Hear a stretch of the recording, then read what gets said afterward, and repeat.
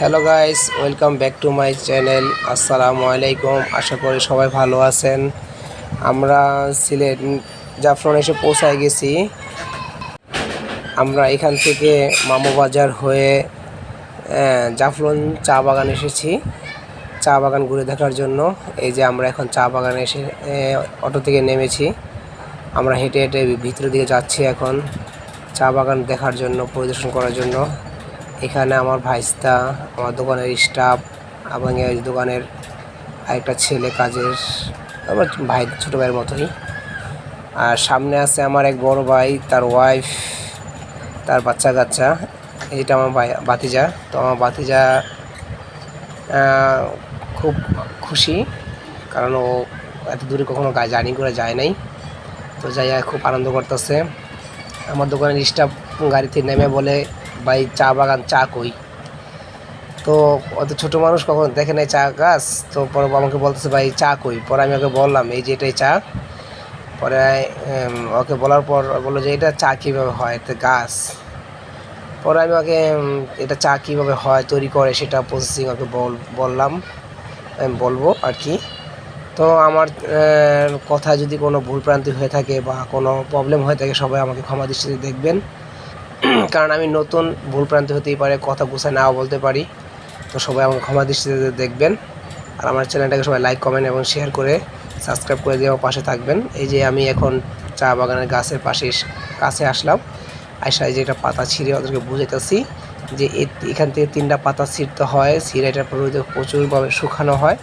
যখন শুকিয়ে করকরা হয়ে যায়, তখন এটাকে মেশিনের মাধ্যমে গুঁড়া করা হয়। তো এই গুঁড়াটাই চা পাতি হয়।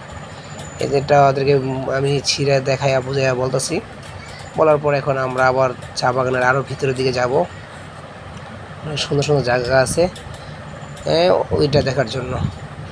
তো এখানে আবার আমরা গাড়ি থেকে নামার পর দেখছিলাম একটা কুকুর, সম্ভবত হতে পারে কুকুরটা কেউ পালতো।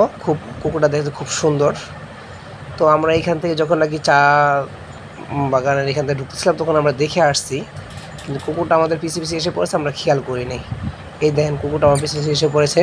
তো এই কুকুরটা দেখতে খুব সুন্দর। আমার মনে হয় কেউ ঘুরতে এসে এই কুকুরটাকে ভুলে রেখে চলে গেছে। তো কুকুরটা আমার কাছে এসে লেজ লাড়াচ্ছে, মানে ওর লেজ লাড়ানো এবং ওর চোখের ভাষা আমি বুঝতে পারলাম আর খুব ক্ষুধার্ত। তো ক্ষুধার্ত মনে করে আমি আবার কী করলাম, আমি আমার ভাতিজার কাছে আমার ক্যামেরাটা দিয়ে বললাম, তোমরা ভিতরে ঘুরতে যাও, ঘুরে আসো, আমি কুকুরটার জন্য কিছু খাবার নিয়ে আসি।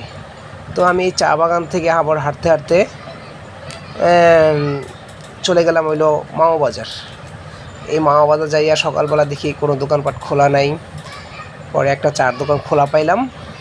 সেখান থেকে আমি বন রুটি পাই নাই, তো যে প্যাকেটিং রুটি পাওয়া যায় সেই রুটি নিয়ে আসছিলাম। তো সেই রুটি নিয়ে এসে আমি তাকে দিলাম খাওয়ার জন্য। সে একে 7টা রুটি খাইছে। মাশাল্লাহ, খুব ক্ষুধার্ত ছিল ওর পেটে। তো 7টা রুটি খাইছে, আর 4টা রুটি খায় নাই। আমি 11টা রুটি আনছিলাম, একটা বিস্কুট আনছিলাম, একটা পানির বোতল আনছিলাম ওকে খাবারের জন্য। তো 7টা রুটি খাইছে। আর আপনার পানি, হাতটা পানি দিচ্ছি, পানি খায় নাই। তো আমি 4টা রুটি, আর সকালবেলা ভোরে সব আমরা যেহেতু বের হয়েছি হোটেল থেকে, তো সবাই খুব পেটে ক্ষুধা ছিল। তো আমি আমার ওই বাদবাকি রুটিগুলো আমাদের সাথে যা ছিল বাচ্চা কাচ্চা, তাদেরকে দিচ্ছি খাওয়ার জন্য। তো আমার এই ফাঁকে আমার ভাতিজারা ভিতরে গেছে, ভিতরে যাওয়ার অনেক জায়গায় ঘোরাঘুরি করে আইছে। তো আমি আর ভিতরে যেতে পারি নাই, আমি এই কুকুরটাকে খাওয়াইছি। আর এটা হলো আমার ফেরার পর সীমান্ত বসে এটা কয়েকটা ছবি তুললাম। এটা আমার ভাতিজা। সবাই ভালো থাকবেন। আসসালামু আলাইকুম রহমতুল্লাহ।